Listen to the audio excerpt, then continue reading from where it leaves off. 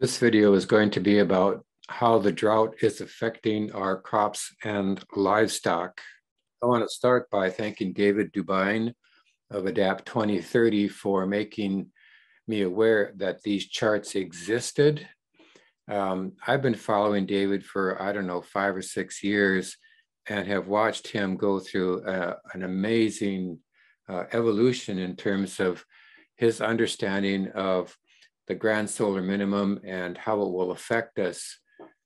He first got the hint about this when he was trading coffee in Southeast Asia, and he started noticing that crops were declining, and he started wondering why, and eventually found that the answer had to do with climate change, not the climate change that we are typically told about in the mainstream media, but the actual climate change, which is the descent into a grand solar minimum and the way that that affects our crops and livelihood. Now, I followed David for a number of years in a kind of a skeptical mode, but this is the sort of information that ultimately persuaded me that there was something going on and that he had a good grip on it. And that is something called the polar vortex, which is basically a surge of cold air that comes down from the north and penetrates into our continent. And what I really noticed is over a period of years, these penetrated further and further into the North American continent, and so far culminated last year in the terrible cold spell we had in Texas that killed about 700 people.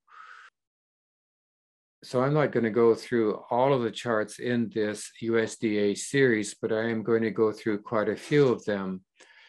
Here is the alfalfa hay situation. Now, if you look over here, outlined in red, these are all the areas that are affected by the drought.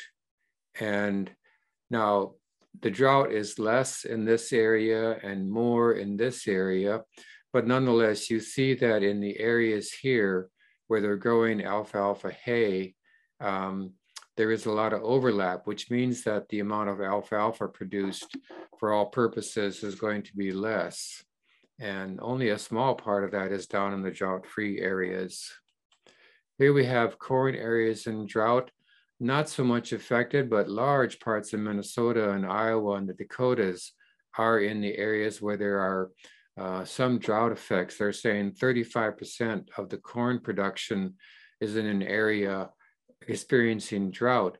And the reason why this is significant is because corn has a very delicate life cycle. And they always say, you know, knee high by July the 4th. But then there's a period in there when it needs rain in order to tassel, which is what results in the production of new corn cobs. And if it doesn't hit at just the right time, you do get a reduction in production. You do get a reduction in quality and quantity of the corn. Soybean areas, about 30% of soybean production is an area with drought. But, you know, a 30% reduction or even a 10% reduction in any crop can be very serious. Last year, we saw a single storm in Iowa called the derecho destroyed 10% of the US corn crop. And the year before that, we had severe flooding in the Midwest that destroyed about 40% of the grain reserves. So it's not just what happens in one year, but over a period of multiple years that you can have very serious problems with the food supply. And here we have spring wheat areas in drought.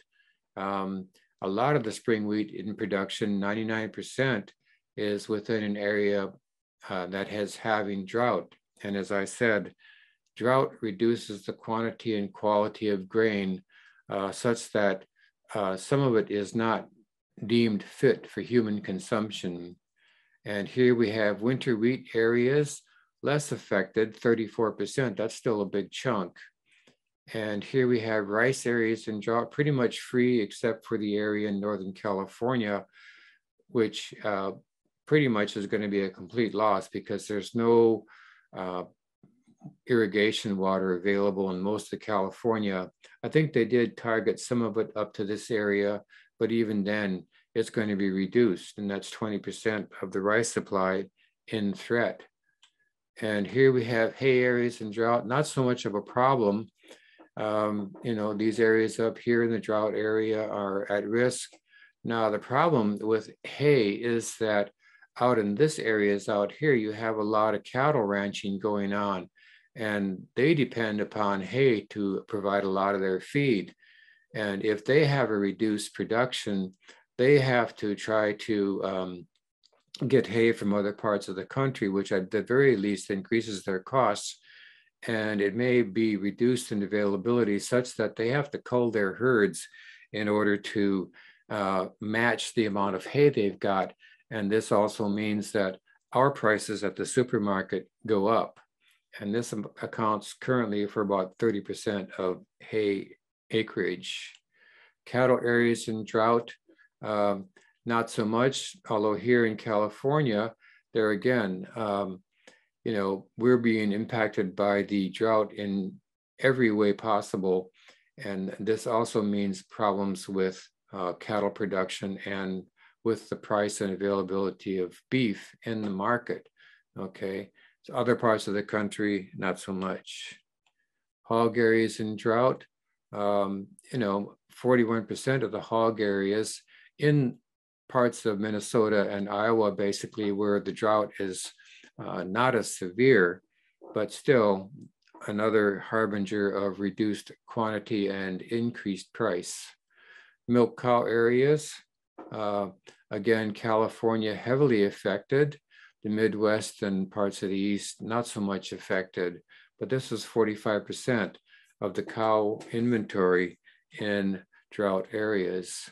Sheep areas in drought, 53%, because a lot of sheep raising is done out in the West and the Northwest and things like that. So, and less in the Midwest. So that effect will be felt. So the ultimate effect of all of this is that supplies of all kinds of things will be down and the prices will be going up because many of these products find their way into other products. And this means that the value of growing your own food, whatever you can do, will be going up.